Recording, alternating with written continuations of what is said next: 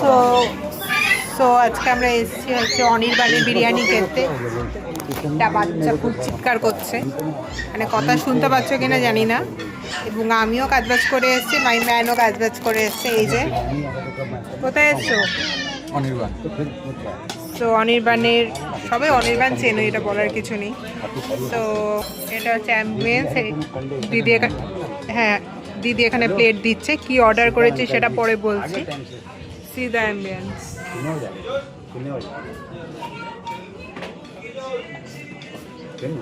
এই যে প্লেট দেওয়া হয়েছে, এখন আমরা খাওয়া দাওয়া শুরু করিনি। তো কি অর্ডার করেছি সেটা পরে বলছি, খেতে খেতে বলছি। তো মানে আমার এই ফুডের অভ্যাসটা আর কোনোদিন যাবে না।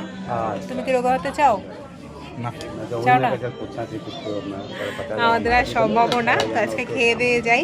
আমরা যদি অনির্বাণ নিয়েছি সোদপুরের আউটলেটটায়, তো খাওয়াটা আসুক, তারপর আবার দেখাচ্ছি কি এসছে। ততক্ষণের জন্য টাটা, তোমরা থাকো মিষ্টির সাথে।